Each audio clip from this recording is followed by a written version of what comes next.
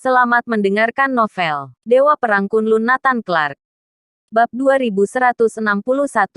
Bersedia bergabung dengan organisasi Kitab Suci.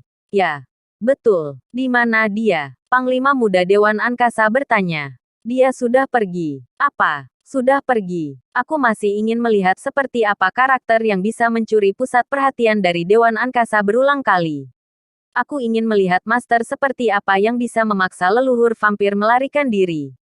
Kata Panglima Muda Dewan Angkasa. Panglima Muda, Nathan Clark memiliki Dewa Iblis Megam di sisinya.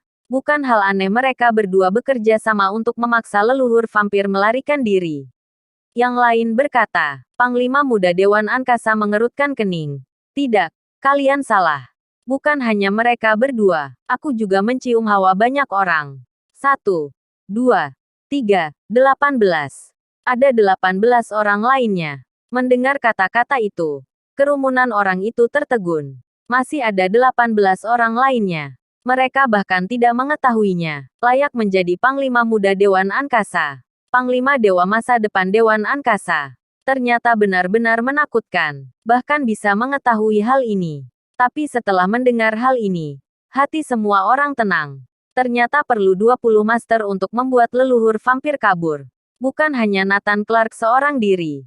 Ini membuat pemikiran semua orang jauh lebih beralasan.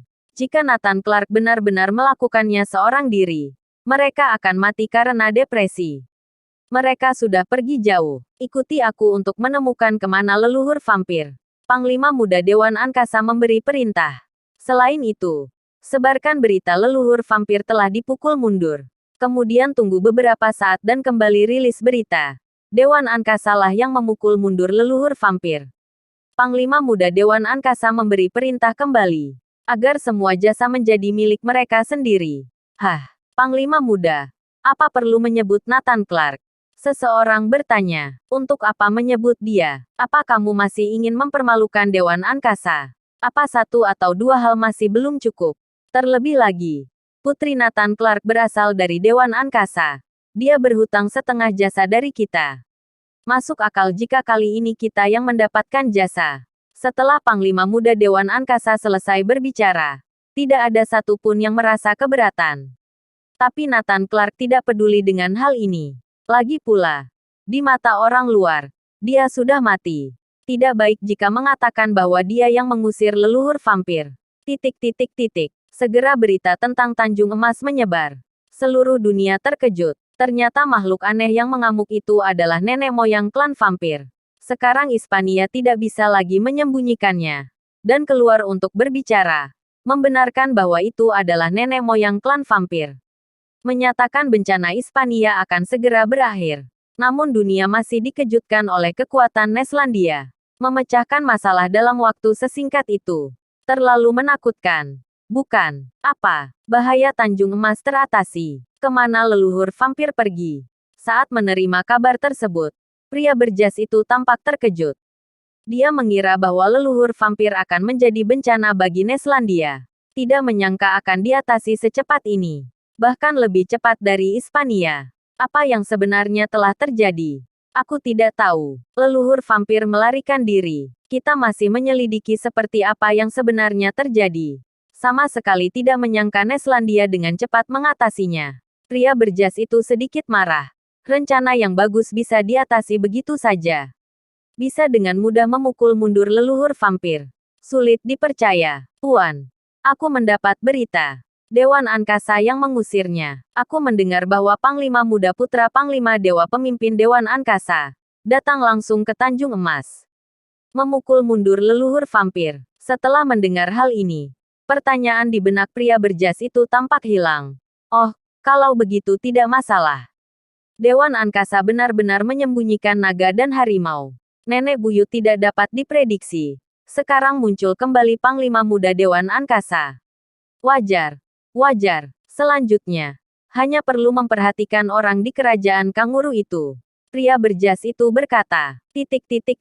Selain itu, setelah Nathan Clark dan Dewa Iblis Megam pergi, mereka bertemu kembali dengan 18 malaikat kegelapan. Kalian tahu tujuan kedatangan kami, yaitu untuk memintamu bergabung dengan organisasi Kitab Suci. 18 malaikat kegelapan mengambil posisi bertarung. Tanpa diduga, Nathan Clark tersenyum. Oke, aku setuju. Ayo pergi. Pimpin jalan. Ini. Semua orang terkejut. Bab 2162. Mer-X. Mereka bahkan tercengang. Awalnya, mereka mengira bahwa dia hanya akan setuju setelah terjadi pertempuran sengit atau mengeluarkan sesuatu yang mengancam Nathan Clark. Tanpa diduga, Nathan Clark langsung menyetujui. Tidak bisa dipercaya. Semua orang memandangnya dengan tidak percaya. Setuju dengan begitu mudah. Apa yang sedang terjadi? Tidak wajar. Sama sekali tidak wajar. Melihat keraguan mereka, Nathan Clark tertawa dan berkata, "Terus terang, istriku ada di tangan kalian. Apa aku bisa menolak?" Orang bijak mengerti untuk tunduk pada keadaan. Berurusan dengan orang pintar memang menyenangkan. Ketika Nathan Clark memberi tahu alasan sebenarnya, semua orang berhenti meragukannya. Dan tentu saja mereka benar. Nathan Clark datang karena Kirana Andersen. Bagaimana dengan dia? Semua orang memandang Dewa Iblis Megam. Aku adalah pelayan Tuan. Kemanapun dia pergi, aku akan ikut. Dewa Iblis Megam menjawab, "Oke. Baiklah, ayo. Kita pergi." Sekelompok orang bergegas pergi menuju organisasi kitab suci.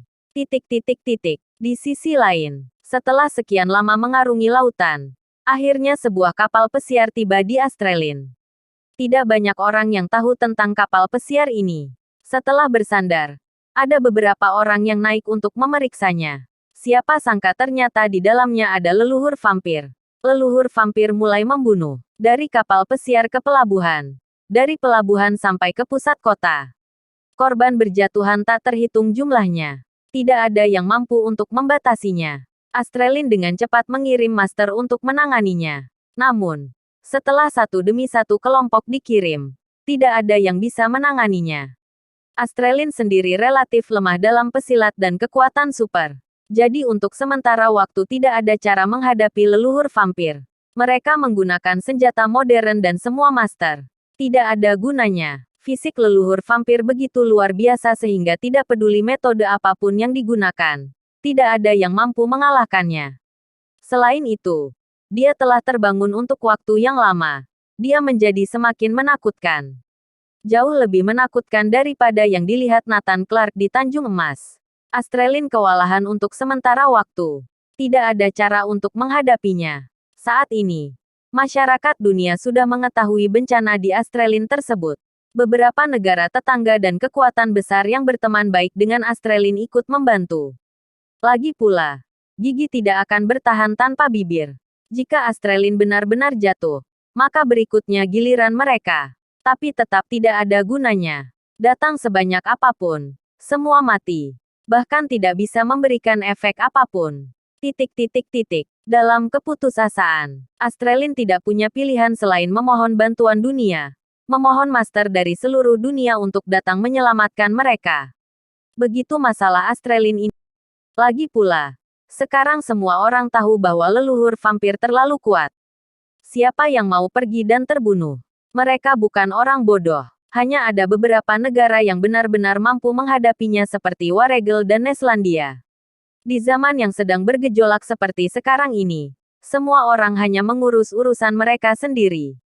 Awalnya, prajurit Fradron bermaksud meminta Dewan Angkasa untuk memberikan bantuan. Tapi ditolak mentah-mentah oleh Panglima Muda Dewan Angkasa. Maksud Panglima Muda Dewan Angkasa sangat sederhana. Dewan Angkasa hanya ada untuk melindungi Neslandia. Mereka tidak akan mengurus kekacauan-kekacauan lainnya. Apalagi pergi ke luar negeri. Mereka bahkan tidak boleh membantunya. Urus-urusan kita sendiri. Panglima Muda Dewan Angkasa memperingatkan prajurit Fradron. Neslandia tidak peduli. Wilayah lain juga bersikap sama. Mereka sama sekali tidak peduli. Negosiasi Hispania telah mencapai tahap selanjutnya. Meskipun situasinya sudah stabil, namun sama sekali tidak memiliki pengalaman untuk membantu orang lain. Laboratorium para dewa. Mereka telah memperhatikan situasi di Astrelin.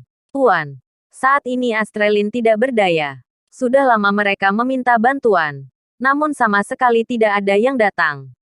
kata Big Joker. Pria berjas itu diberi nama julukan Mer X. Dia tertawa. Itulah efek yang aku inginkan. Bantu aku hubungi penanggung jawab Astralin. Aku ingin berbicara dengan mereka, kata Mer X. Big Joker tersenyum. Tuan, aku mengerti. Anda ingin menawarkan diri untuk membantu menyelesaikan krisis mereka. Tapi memberi mereka syarat. Mer X mengangguk. Ya, jika mereka dapat memenuhi persyaratan dariku, aku akan membantu mereka. Bersambung.